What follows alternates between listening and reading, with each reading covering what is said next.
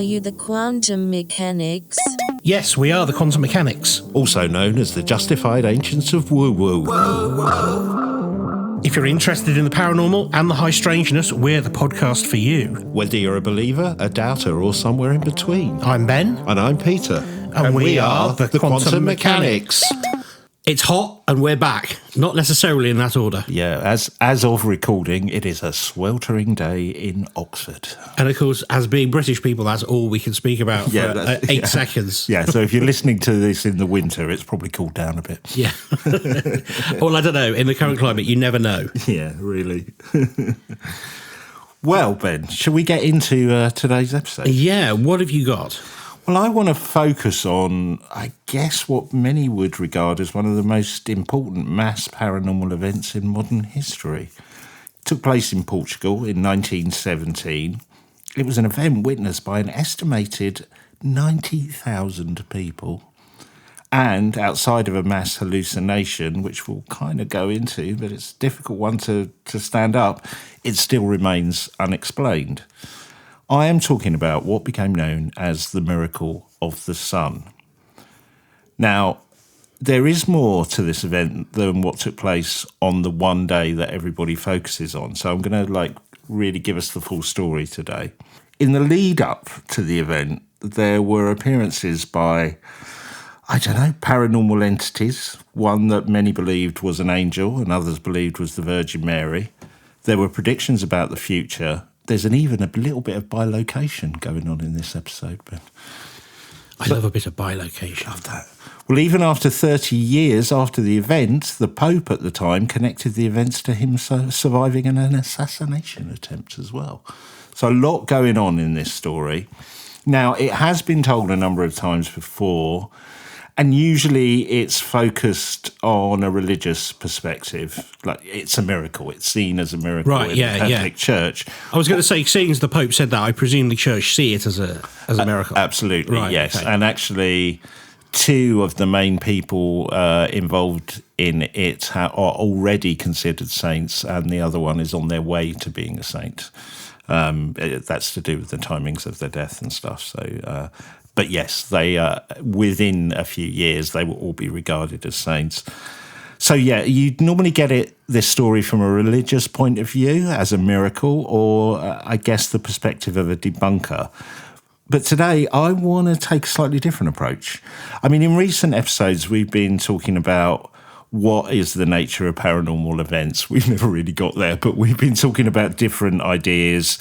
You know, what are paranormal events? What are UFO encounters and other entity encounters?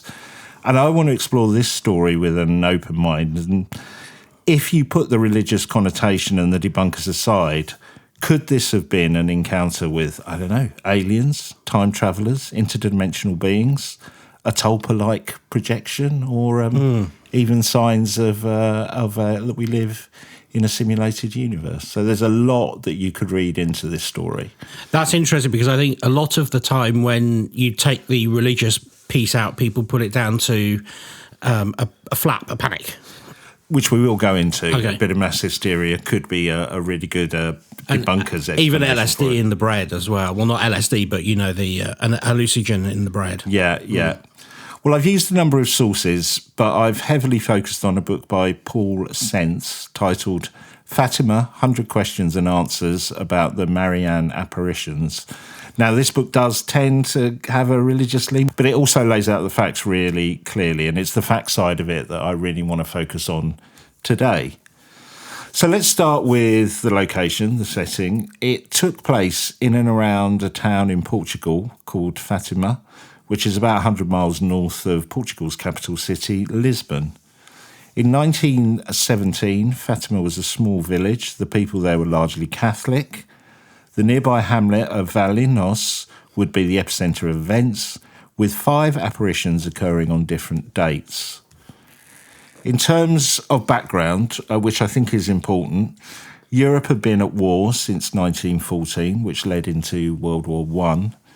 And in 1916, Germany declared war on Portugal, and many Portuguese men were called up to fight. In 1917, the kind of big year of this apparition really kicking off, Portugal was engulfed by anti-Catholic sentiment and persecution led by the government at the time. So this included most religious orders were disbanded, prominent clergy were jailed or exiled, church property was confiscated, and strict rules were put in place about what could be and what could be preached. But in these more rural communities like Fátima, the Catholic support was really strong and the belief remained really strong, which may kind of feed into why this has taken such a religious turn, this apparition. So the first apparition took place in the spring of 1916. At the centre of this apparition and future events were 3 children, a brother, a sister, and their cousin. So Lucia dos Santos was nearly 9 years old at the time, Francisco Marto, who was 8, and Jacinta Marto, who was nearly 7 years old. It's a very young children who are involved in this. Shows how times were different. The 3 children were tending their sheep at their favourite grazing spot called the Capeco. So you've got these 3 young kids there looking after the sheep, getting their work done. We had the abductee that we were discussing recently. He was tending his geese at 7. Yeah. Now, after lunch, the 3 children, they prayed and then they were playing in the field. They claimed a strong wind blew and they saw a young man who they described as whiter than snow and very beautiful. The apparition told them, "Don't be afraid. I am the angel of peace. Pray with me." Lucia described an overwhelming feeling that made them practically unable to speak. When I was reading that, there was bits of that, we've talked about that kind of glamour effect that are connected to many abduction cases and UFO encounters. It reminded me of that. Yes, being put under a kind of a spell and being drawn in, Well, in the summer of 1916, so a few months later, this entity appeared to the children again. This time it was near the Santos family home. And the children said it called himself the Angel of Portugal, the guardian of the country. There was further talk about the need to pray. There was lots of instructions to pray. There were lots of rosaries involved in this story. Now, this entity, or angel as the children described him, appeared for the 3rd time in late September 1916. A tremendous light shone around them, and the angel appeared holding a chalice in his left hand with a Eucharist host over it. The host was dripping blood, which fell into the chalice. The angel knelt with the children, bowing his head, and the chalice and host remained suspended in the air. Together, the 4 adorned Jesus in the Blessed Sacrament. So, I don't know, I was thinking orbs in that kind of connection. Yeah, the blood part is... I know that plays a part in obviously in Catholic rituals, etc. But I still find it, slightly disturbing. But also how it marries into some of the other things we've spoken about, the sort of obsession with blood that we've discussed that aliens have, and of course when we were just discussing, because you just mentioned glamorizing, early encounters with fairies were much more violent, and there was blood there. So I find that an interesting piece of detail. Yeah, an interesting angle. It's pronounced angel. I think you'll find that's angel. Now, what happened next? If you take it, Ben with his joke. Sorry. If you take what happened next from a religious perspective, this visitation shifted from an angel to the first apparition of Our Lady of Fátima, who later revealed themselves as the Virgin Mary, according to the children. Right, okay. Now, if you approach Not Fátima Whitbread. Not Fátima Whitbread. Okay. If you approach it from a non-religious perspective, the visitation shifted, I guess you'd have to say, from a male entity to a female apparition. Right, okay. Now, it was May the 13th, 1917, a Sunday, and the children had been to Mass and then taken their sheep to the Cova del Iria. It was a sunny day with clear blue skies, and then the children saw a flash of lightning. Suddenly, a woman dressed in white appeared on top of a small home oak tree. She radiated a brilliant, dazzling light. Her clothes almost seemed to be made of light. She looked at the children to be around 17 years old, they described her. There was a cord around her neck with a ball of light hanging from it. Towards the bottom of her tunic, there was a star, and she held a rosary that gave off a celestial shine, they said. She told the children not to be afraid and she would not harm them. So interesting, that bit you did that story the other week about clothes being projected. Yes. Through light. That reminded me of that quite a lot. Now, in terms of the children, Francisco initially couldn't see her, but then could, but wasn't able to hear her speak. This is weird. Jacinta could see her and hear her, but could not speak to her. And Lucia could see, hear, and speak to the entity. So they all had a different relationship with it, which is kind of weird. Although it did remind me of that kind of hear no evil, speak no evil. I was see thinking no exactly the same thing. And okay, so because I don't know any details about this at all, I know roughly what happened, but these are all details I hadn't come across before. It feels like whatever is going on, these children, you sort of keep mentioning, they've been to church, they've been praying, they obviously come from that sort of background. Yeah. Whatever it is that is presenting itself here is choosing some imagery that they're going to be comfortable with, and also idolize with a small I, in a way. Okay, or even I was thinking even kind of a screen memory. Right? Yes, very much so. Well, she told the children she was from heaven and she wanted them to return at the same time on the 13th of every month for 6 months. She then opened her hands and a great light enveloped the children. Then the lady told them to pray every day for peace in the world and for the end to the war. She rose up and then disappeared into the east. Of course, the war is going on as well. Yeah. So that is going to bring more anxiety and such. Yeah. I can't help thinking if I'd sent my kid out and they'd come back and gone, I've been speaking to a glowing lady in the field, you'd probably do more than, that's nice. Really? Well, initially, they kept it secret. Okay. So they all agreed they wouldn't talk about it. However, Jacinta couldn't keep their mouth shut and she told her mother, right? So in terms of their own families and the church, certainly initially it was a mixed bag of what was made of all this, Ben. Some members of the family supported the children.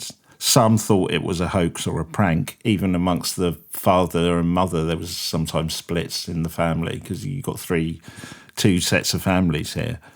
And at this point, they took the kids to a priest who kept an open mind, but he did warn the children this could be a trick by the devil.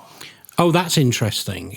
Yeah, so he didn't dismiss it, and he didn't say it was a hoax, but he said you just got to be careful of it. But in some ways, he did encourage them to keep going back, which is interesting as well. The second visitation of the entity, known as Our Lady, came exactly 1 month later on the 13th of June, 1917. Now, word had started to spread, and including some of the children's family and the priest, around 50 to 60 people gathered with the kids. Now, the entity appeared to the children again, though the small crowd could not see her. So they had no indication of what was going on. It was just the kids who could see this, which I think is really interesting. Now, Now, the entity told them to return in a month to pray and gave quite specific instruction, learn to read and write. All right, calm down. I've heard in sheep. Yeah. Learn to read. Oh, well, okay, so I'm only 8. God, I can't even do that yet. I presume then that they're going to ask them to do some reading and writing. I see. I mean, I don't know if it's recorded. Presumably the entity does not reference the small crowd of people that's turned up. Not that I'm aware of. And also, does the crowd not kind of go, I was expecting a glowing lady and I've just got some children talking to a bush? Yeah. Yeah. Well, we'll come on to that actually a little bit later for the big main event, because that was a serious worry on the day of the miracle. So Lucia, on this occasion, asked the apparition if she could heal a young boy named Joao Carrera, who was not able to walk. Lucia was told the boy would be healed within 1 year, and he was healed, and then he served the church for over 50 years because he felt he'd been saved by by a kind of a religious visitation. A woman in a field. Yeah. Yeah. So at this point, Ben, things were gaining momentum. Visitors and people kept like chipping up at the kid's house saying, "Can you save us? Can you save this person?" Oh, So can you they're imagine? just being hounded the whole time. It's quite funny. Lucia's father got so fed up that he spent most of his time down the local tavern. Oh. He would disappear off down the pub and come back for a when all the pint. people had gone. You speak to your virgins, I'm off down the pub. There's none down there. It was also difficult for the child's mother as she didn't believe the children at this point. She thought they were making it all up, which might tie into the fact of, hold on, we're standing in this field. I didn't see anything. Yeah. Now, by the time of the third apparition of the lady came around the 13th of July, the crowds had started to swell. 4,000 people were present on that day. Whoa, that's a lot of It's people. really starting to gain momentum. The entity appeared as before. Lucia talked to her about the people who kept coming to the home and asking for healing and saying it was all getting a bit much for them, the real pressure, which I thought was an interesting thing. She asked the entity to perform a miracle so people would believe them, because people were starting to doubt them, just thought they were making it up. Yes. Then the entity told them that during October she would reveal her identity and perform a miracle. Just got to wait till then. I mean, you see, the trouble I have with this is it's almost like waiting for Paul Daniels, isn't it? It's like, next month I'll make an elephant disappear. Yeah. Like, if you just show yourself and go, all right, Yeah. then everyone will believe. You don't need to do a magic trick. Anyway. But it's funny, that magic trick thing, because at this point I was thinking it's a bit like Columbus's story. Do you remember that in Jamaica where he knew eclipse was coming up? Yes. And he told the people that if they didn't give him food, he was going to make the sun disappear. So there's something about it that was reminding me of that in a way, which did make me think about some kind of visitation. Or, you know, we talked about time travel the other week. I thought about it in that context of, you know, you would, because you have this knowledge, right, of the future. Although it doesn't explain why only the kids can see what's going on, though, really. So on this visit, the entity also made some predictions about the future, which again could tie into the time traveller thing. It foretold the end of World War I, but there would be the start of another Great War, so World War II. And it foresaw the end of communism in Russia. The children also received 3 visions, which became known as the 3 secrets of Fátima. The children said they were told by the entity not to reveal these visions to anyone else as they related to events in the future. But that's when they're useful. Yeah. There's no point revealing events in the past. Well, again, it started make me think of time travelling as well. Because we had that before in other stories we've done about you're not allowed to tell anyone, but people will appreciate it in the future.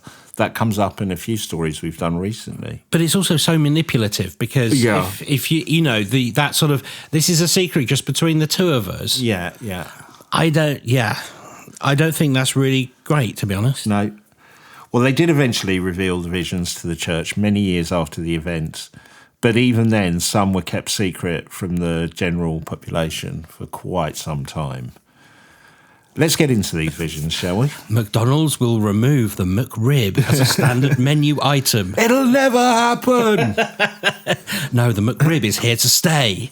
So the first vision, or secret, they received, Lucia said in a letter that they wrote later, so much later after the effect, while they were all profoundly affected by the vision, they said that Jacinta was especially moved by it. She was filled with such horror at the thought of souls suffering in the way that the vision portrayed them, that she accepted every suffering joyfully. I'm not sure I would have done that, knowing that it could help prevent souls from going to hell.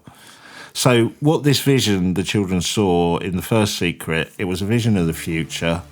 They saw a sea of fire with demons and human souls submerged in it. Plunged into its depths, the souls were blackened and sometimes thrown through the air by flames and clouds of smoke. The air was filled with shrieks and groans, the despair of each soul almost palpable. The demons were terrifying to behold. The children looked to Our Lady for relief, who said, "Sadly, you have seen hell where the souls of the poor sinners go.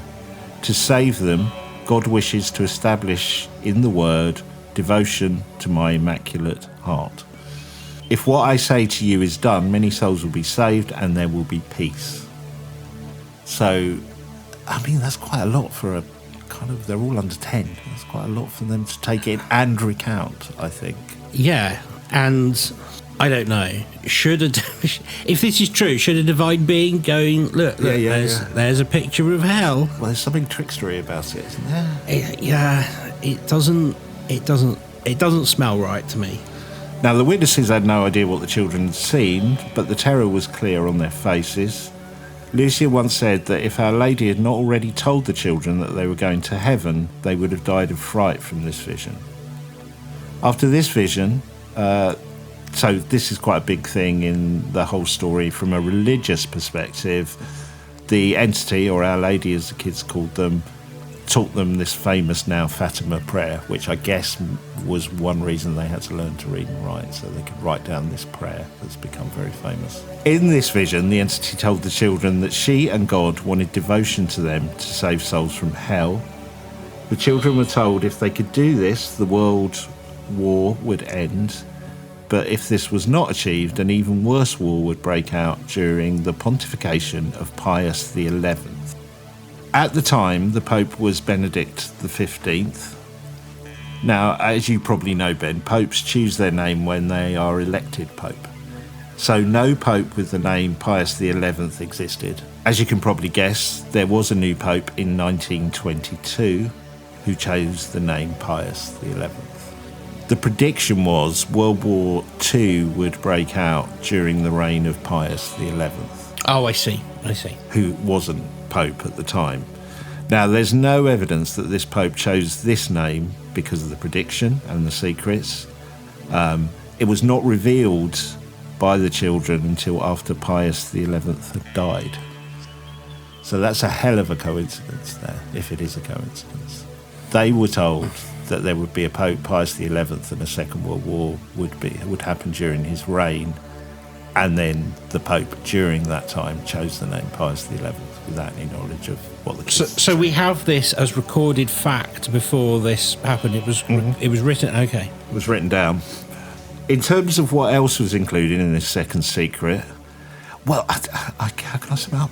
This entity did seem to have a bit of a beef with communism in Russia. Was very unhappy about it and said it needed to be stopped. And predicted the downfall of communism in Russia. That's interesting because at sort of that time, some of the space, the space people contacts are promoting communism. So, okay. And interesting in the context of the Second World War, because it's really the Cold War only really started after the Second World War. I mean, we were fighting with Russia for most of it. So I thought that was interesting. Yeah. Let's move on to the third prediction, the third secret. Now, it is fair to say, Ben, this one doesn't seem as clear-cut as the other two. I was thinking if you use a movie analogy, the first two secrets were like clear blockbusters with an easy plot to follow, right? This third secret was more of an art house movie affair, to be honest. The children received no words, just a series of images. First, the children saw an angel with a flaming sword. The flames looked as though they would set the world on fire. Lucia wrote, "But Our Lady's radiance doused them. The angel pointed towards the earth and cried out, 'Penance, penance, penance.' Then the children found themselves enveloped in light as they had during the May and June apparitions. They saw people walking up a steep mountain with a large cross at the top. They beheld a bishop dressed in white who seemed to them to be the Pope, with other bishops, priests and religious people going up the mountain with the Pope. The Pope passed through a ruined city, sorrowful and pained at what he was seeing, praying for the souls of those who were dead. He dropped to his knees at the foot of the cross on top of the hill and was killed by a group of soldiers who then killed those who were travelling with him. Beneath the arms of the cross were two angels. more blood, gathering up the blood of these martyrs, which they then sprinkled on the souls that were going to God. After this vision ended, the entity departed. I mean, there's quite some... It's very gothic kind of imagery there. But I don't know. It's a bit twisted again. It's twisted. Yeah. Well, so we've got these three secrets. We've got the first one, a sea of fire with demons and human souls submerging in it, plunging into the depths. The second, predicting the Great War would end and another would come. And this prediction of the name of the new Pope, which did come true. The third, this more abstract visions of death and destruction and the killing of a Pope. Now, the children were told to keep these visions secret. It was reported that Jacinta and Francisco took the secrets to their graves. In 1941, Lucia decided it was time to reveal the first two secrets, and she wrote them down and sent them to a bishop. So that's 24 years after receiving these visions. She released the third secret 3 years later in 1944 at the request of the church. So this is where it gets kind of really interesting. So a selected group of people within the church knew about the visions in the 1940s, but the first two secrets were not revealed to the public until May 13th, 2000. A number of popes read the accounts and decided against publication, that they should remain secret. So I get this impression that these secrets this envelope with the stuff written down is really guarded secret that only gets shown to the new Pope, and then they decide what they do with it at that point. But we know. But you've just told us what's in that envelope, right? Or is there something else in there? No, that's what's in there. But they came out in the year 2000. I see. But why would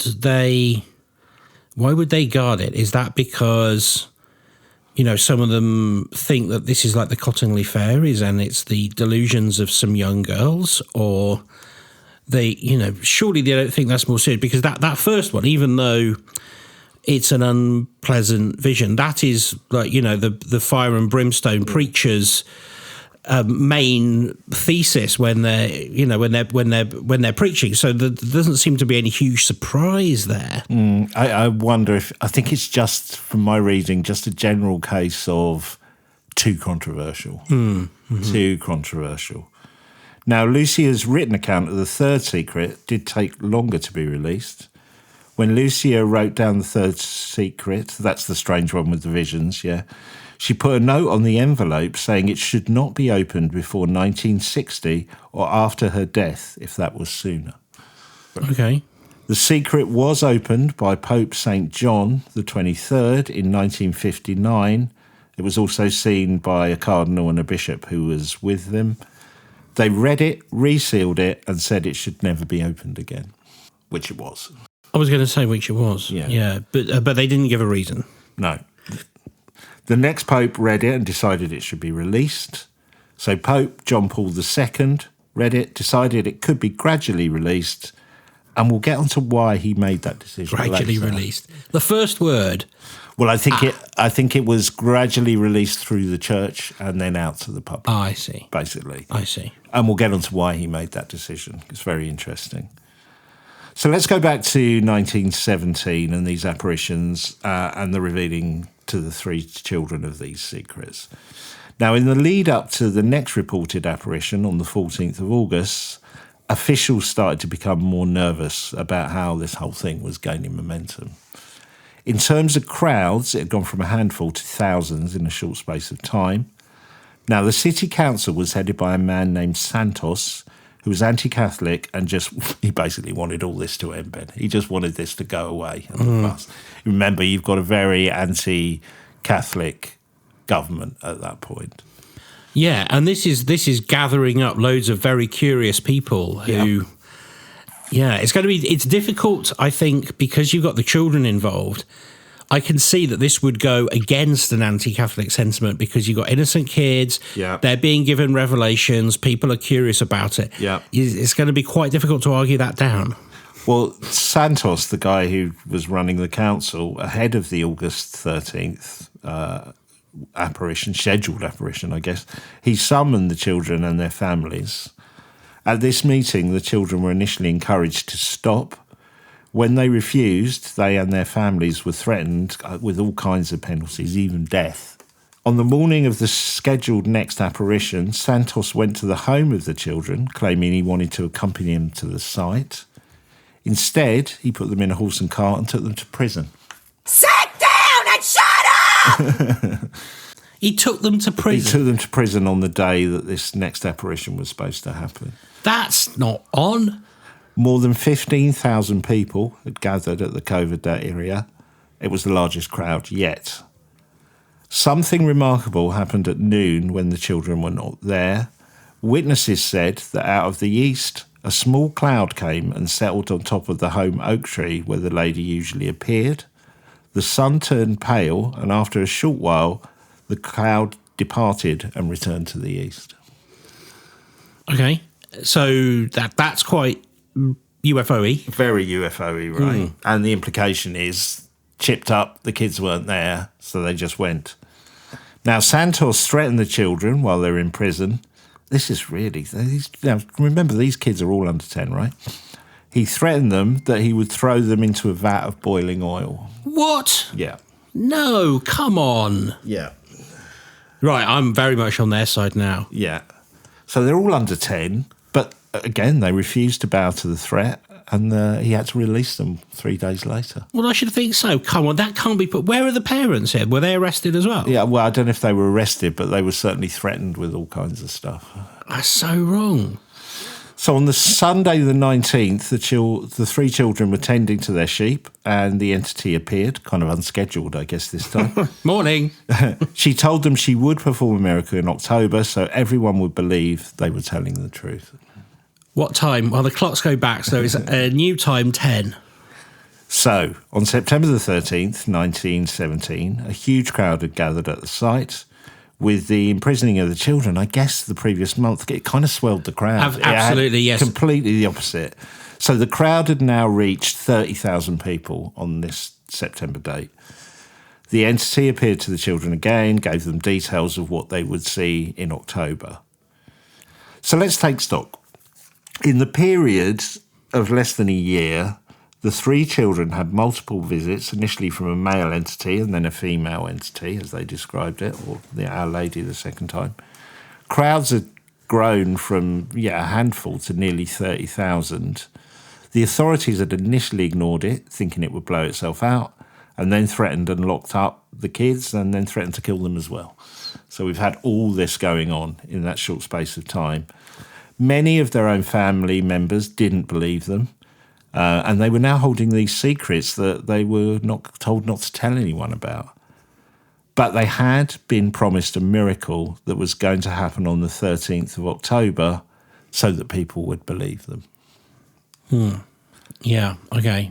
Now, before we get into what happened on October the 13th, which is known as the miracle of the sun, I wanted to mention 2 cases we've covered on the podcast before, because at this point in the story, I kept thinking about them and seeing parallels if you take it from a skeptical point of view. So I'm not casting aspersions on these 2 stories. I'm just saying if you put a complete skeptic hat on. So the first case I thought about was the Enfield poltergeist, weirdly. Now, if you take the skeptic narrative to this case, you had 2 children who potentially initially were just messing about, and then they started to get attention, feel important, and the skeptic narrative says, maybe they just ran with it. Maybe they got in so deep they couldn't tell the truth, or even the truth became blurred for them. Yeah.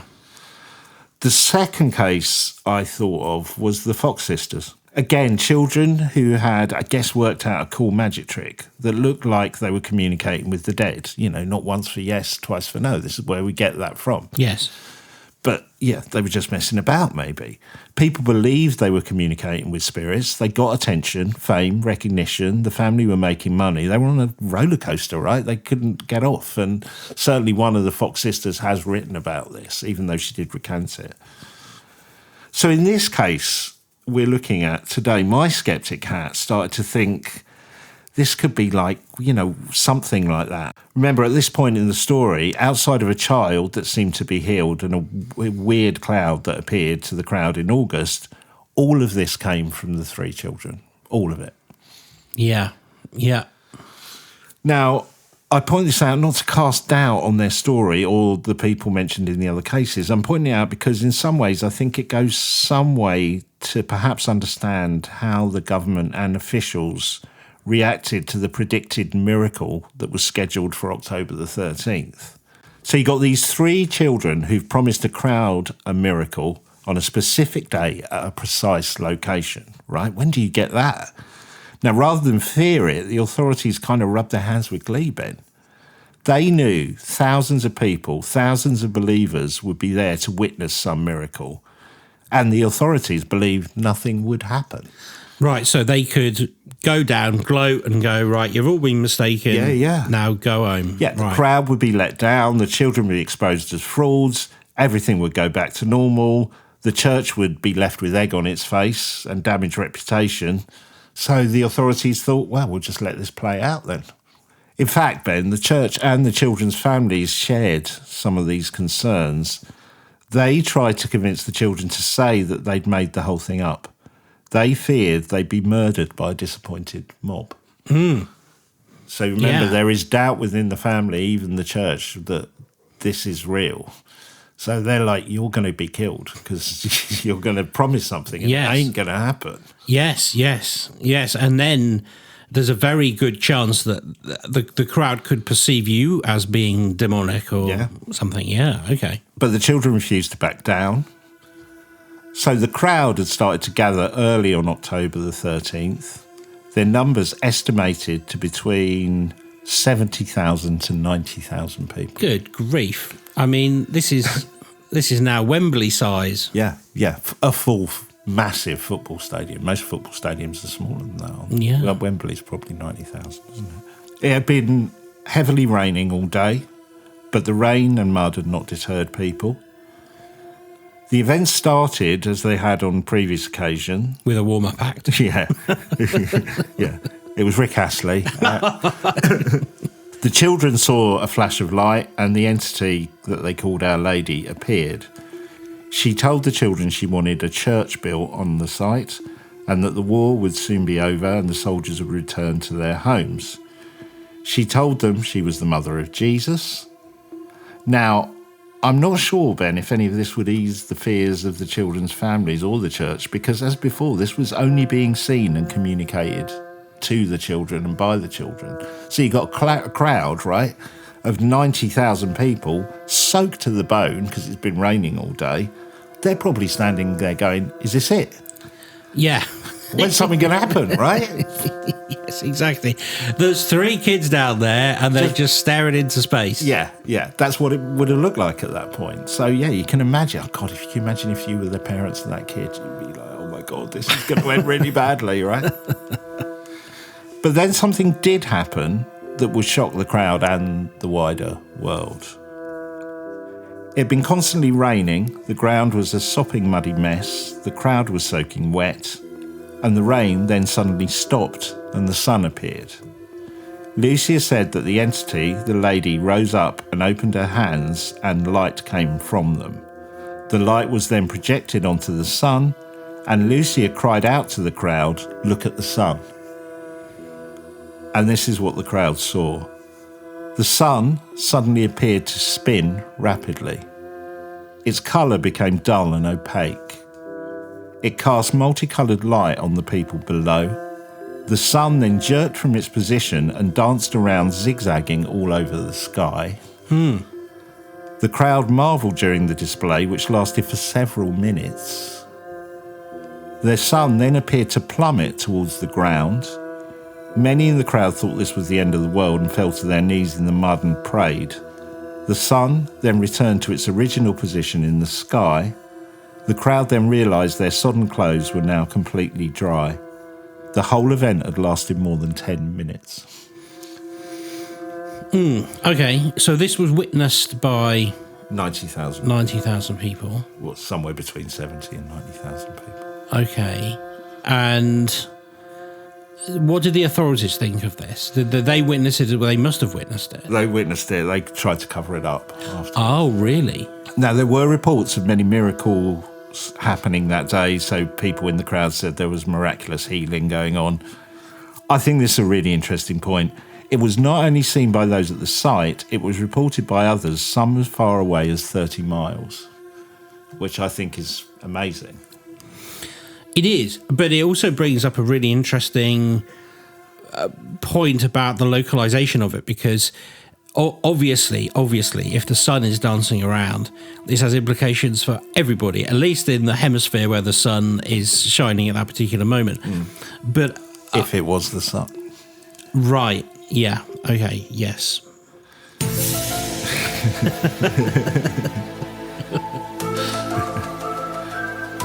If it was the sun. Now let's take a look at a couple of eyewitness accounts. This one is from a woman called Mary Ann. Shortly after arriving at the cova, she saw a bright light, the rain suddenly ceased, and the clouds opened up to reveal a sun brighter and larger than our own. But she was able to look at it without pain. She tells of the sun spinning, shooting streams of light and plummeting towards the earth. People began to throw themselves to the ground and pray for the act of contrition, she writes. Afterwards, the ground and all of their clothes were bone dry. Tiamato, father of Jancita and Francisco, gave his own account. He also said they could look directly at the sun with ease and without pain, and it seemed to flicker on and off. It seemed to shoot out bands of multicoloured light, then it danced about in the sky until it seemed to hurtle towards the earth. Another man named Alfredo de Silva Santos came from Lisbon and was very sceptical about the apparitions. He reported seeing the miracle of the sun as well. The sun appeared to be detached from the sky, he said, and plummeted towards the earth. One of the most interesting sources on the miracle of the sun was a pro-government, anti-clerical, anti-Catholic newspaper reporter. Now, the paper had a large readership in Lisbon and the surrounding area, and this writer had written negatively and derisively about the apparitions for months, and he was one of those people on hands to kind of go, there you go, it's all been a terrible fiasco, a big letdown, do you know what I mean? That's what he was there for. He reported the same details as others. You could look at the sun without discomfort or pain. The sun shook, zigzagged around the sky, in violation of all physical laws, he wrote. Then there are witness statements from people not at the site itself. A young man sat in school about 6 miles away from Fátima. There was a loud cry from the villagers outside, so the teacher and pupils rushed out. They witnessed the sun making wild and erratic movements, zigzagging and even seeming to crash towards the earth. The young man recalled one fellow villager who'd been mock the faithful making their way to Fátima, but now stood there stunned, staring at the sky, shaking with fear, and finally falling to the ground, crying out, "Holy Virgin, Holy Virgin." I always find the Virgin bit weird, but okay, so he's sort of converted. Yeah. Basically. Yeah, Wow. what he saw. Now, interestingly, Ben, the 3 children at the heart of this said they didn't see what the crowd saw. They saw a vision of St. Joseph holding the child Jesus with Our Lady, or we've been calling her the entity, standing next to them in white clothes with a blue mantle, almost that stereotypical look of the Virgin Mary. Yeah. So let's look at the aftermath. We mentioned it a little bit. The authorities tried to cover up the events of that day. And in December of 1918, they sent armed guards to the area to quell the growing fever around the apparitions, basically threatening to shoot people if this didn't end. There's an awful lot of threats of violence There really is, around yeah. this. Let's take a look at what happened to the children at the centre of all this. It's very sad, actually. Francisco contracted Spanish flu a year after the miracle of the sun and died on April the 4th, 1919. He was just 10 years old. Very sad. Jacinta carried on religious work. Many miracles were attributed to her, even reporting that she could bilocate, which I love a bit of bilocation. But she also contracted Spanish flu and died on February the 20th, 1920, aged 9. Gosh, age 9. Yeah. She's bilocating before the age of 9. Yeah, and doing other miracles. Lucia reported being visited and seeing visions of the entity and continued to spread the word, becoming a nun. She died on February the 13th, 2005, aged 97. So, amazing. Francisco and Jacinta, as I mentioned earlier, were canonised as saints in 2017, and Lucia is in the process of being recognised as a saint, I guess because she only passed away in 2005. It's quite a long process to become a saint. So Yeah. now, there is this side note to the story relating to what happened on May the 13th, 1981. So Pope John Paul II was conducting his weekly address to a crowd of around 20,000 people in St. Peter's Square. Shots rang out. The Pope had been shot 4 times at close range. The Pope was taken to hospital and was expected to die, but he survived. The date was the 13th of May 1981, the anniversary of the first appearance of the female entity. And that was considered relevant. Well, Pope John Paul II, believe it was, he believed he was saved by the entity called Our Lady because the assassination attempt happened on the anniversary. While recovering in hospital, the Pope asked to read the 3rd secret that Lucia had written and sealed, so he'd not seen it before. Though other popes had read the secret, he had not. Now, if you remember, this was the more outhouse movie version where a pope and priest were killed by soldiers, right? Yeah. After reading the vision, the Pope believed he was the bishop dressed in white who was killed in the vision. That's a Mia. He believed Our Lady, the entity, had saved him from the fate predicted in that vision all the years earlier. That's quite a bold claim. Yeah. That's me. They were going to shoot me. I don't know. You see, okay, I can see if you put those dots together. I find it quite weird that for an establishment that bases itself so much on formality, that is putting so much stay in the writings of 3 young kids. Yeah. And there are so many contradictions in there, some that make me quite, like, they raise my blood pressure. Like, if that entity was holy, as suggested, why choose 3 children and allow 2 of them to die so quickly, but then prove that something is going on by making a pope make a connection between the day that it first started invisibly talking to kids and him recovering in hospital from gunshot wounds I find that kind of perverse. Yeah, it's weird, isn't it? Well, look, in this section, I want to dig into what could have been happening with these events outside of the religious. So before we get on to other theories, should we start with a sceptical approach? Yes. So let's start with something I mentioned earlier, the climate at the time. So a war's raging, right? We've talked before on the podcast about Carl Jung's view that people project their need for the fantastical, the paranormal, the spiritual, the religious during extreme times, especially war. There was also the oppression of religious beliefs. You know, remember, this was an area of the country that had a deep religious faith that felt persecuted by that. Yeah. Now, perhaps on the first occasion, the children, remember, they were all under 10 years old. They'd just come from church.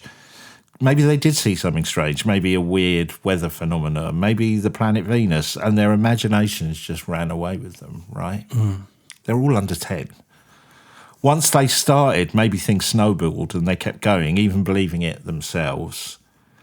And what they were describing was something many people wanted to believe was true. And many other people encouraged it, right? People were turning up at their homes saying, can you heal our kids? You know, can you do all this? Now, remember, until the miracle of the sun itself, that event, everything had come from the children, everything.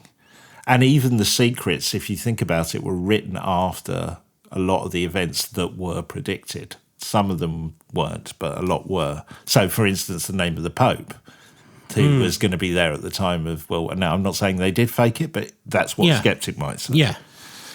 But what about the miracle of the sun? How could a skeptic explain that? Well, firstly, we have a large crowd, the majority of which wanted to see a miracle, right? That's what they were there for. Yeah. Perfect conditions for a mass hysteria event, right? The fact that it had been raining all day and then the sun came out could also be a factor. We know that the combination of sunlight and water can do strange things to the light, make it appear, we've seen rainbows, all kinds of stuff, right? Yeah. Now, in terms of the description of the sun spinning, zigzagging about the sky and seemingly falling to Earth, harder to explain, but there is a theory. The crowd were encouraged to look at the sun. Now, we all know looking at the sun with your naked eye is a very bad idea. Right? It should not be done under any circumstances. So the theory is that people looked directly at the sun, which damaged or burnt into their retina. Which then makes it look like it's following your eye movement. Yeah, as they moved their eyes around, this could create the impression that the sun was moving as their eyes moved. Zigzagging. Yeah. I think zigzagging is a really interesting word because if you're moving your eyes quickly, it would feel zigzaggy. It would, yeah. And if they looked at the ground, that would also create the sensation that the sun was falling to Earth, right? Yeah, and you'd probably feel a little dizzy, perhaps a little nauseous. Yeah. So it could have just been the residual impression of the sun's image that had burnt into their eyes, basically. Now, in terms of the predictions in the secrets, as I said, they could have been post-written. Art skeptic would say that Lucian knew about the events before she wrote them down. Even if they weren't, predictions of war, destruction and death, I mean, that's pretty every prediction that you get from somebody predicting something. Yeah, I think so. There's going to be a war. There's going to be another war. It's hardly revolutionary. 2 pints of lager will return for a reboot. Yeah. So the skeptic view is the children made up or got swept away with the idea of seeing these apparitions. I mean, it's Cottingley Fairies. Yeah. And then the crowd saw was the result of them looking directly into the sun. And then the mass hysteria takes hold. Everybody goes, the sun's moving, it's jiggling, you can just see and the other thing here, of course, is that the church sees a way of reinvigorating its strength in that oppressed area. Yeah, absolutely. Yeah, it's yeah. beneficial, right? If we look at it from a paranormal perspective, well, of course, it could have been a miracle, a religious event, of course. As I said, there's plenty of books out there that cover that, so you can go and read them.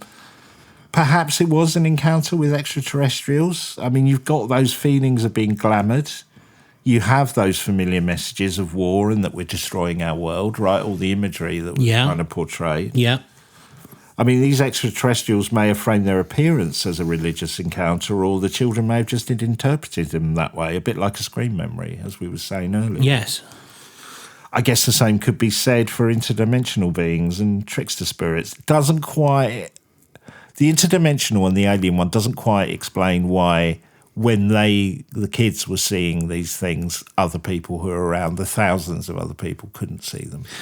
No, but again, like similarities, like don't forget, in the Sandown Clown, which we covered a long time ago, but in that particular example, the children see the entity, but there's some workmen just down the river who say they didn't see anything. Yeah.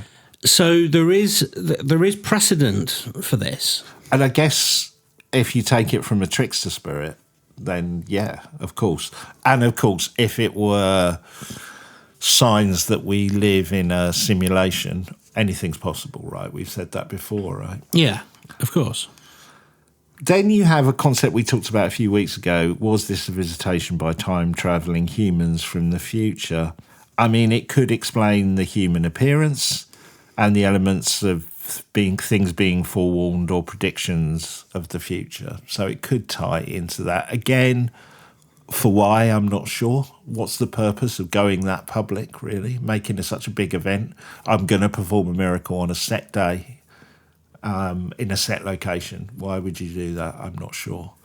And again, to my earlier point, if you're going to do that because you want people to, I don't know, like I'll choose a random phrase, but want people to be saved. Yeah. Go straight to the Pope. Yeah. Why go through a child? Yeah. It doesn't make sense. It's the same, isn't it, as when there's an alien abduction scenario And the alien says, "Oh, you've got to stop your ways. You're polluting the earth." And it's like, Derek from down the road, what's he supposed to do? Yeah. Go to the people in power. Yeah. Give them some useful advice. This is not useful advice. Yeah. Just saying, "Oh, just pray," and it's weak. I think this is the interesting thing. Those messages sound powerful and profound until you dig into it, and you go, "Well, that person can't do anything." Yeah. The actual actions you've given them to do are fairly pointless. There's something that doesn't smell right. This. Yeah. I mean, just to sum up, whatever was behind these events, I can't think of many paranormal encounters that involve such a mass of people witnessing an event. And one that was predicted to happen on a set day at a specific location. No, not predicted. That's the bit of this story that I just think is incredible. 90,000 people gathered, promised a miracle, and they got one. Whether it was... Well, they believe they got one. They believe they got one. Yeah. We have got instances of... Like the spiders from Mars was witnessed by about 8,000 people in a football ground. And again, people couldn't agree on what they'd seen. Yeah. Whether it was, migrating spiders or a UFO. So, and I think when you put the fog of war around this and everything that goes with it, we've discussed the sort of the trauma that goes with the war, the trauma of losing the male figures out of the village and out of the towns, and the fear for raising your children, things like that. All of that breeds this the perfect environment to receive these kinds of messages. Yeah. I think the other thing that is worth mentioning, most people did describe seeing the same thing, the sun zigzagging. Some didn't see the zigzagging, saw it fall to earth. Some saw it zigzagging but not fall to earth. Some saw it spinning. Others didn't see it spinning.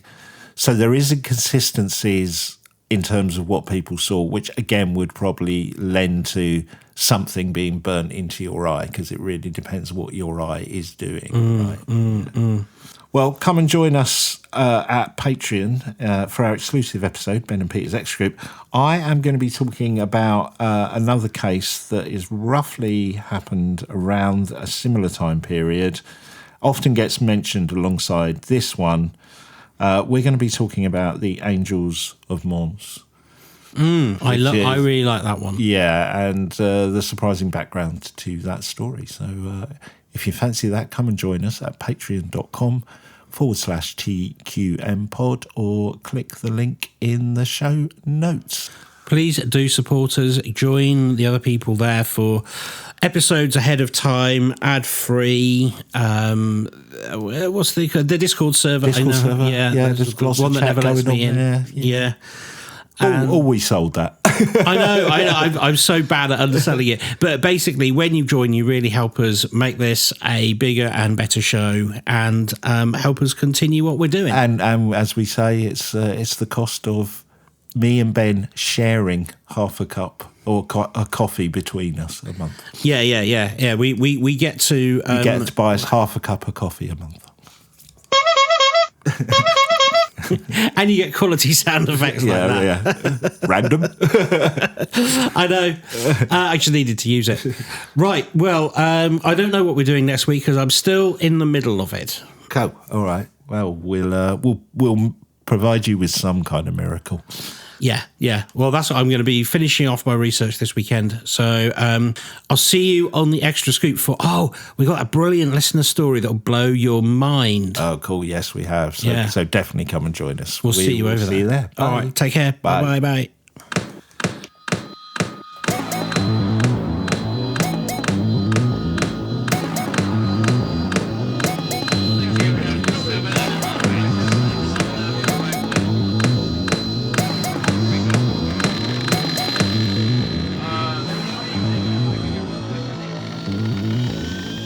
Are you the quantum mechanics?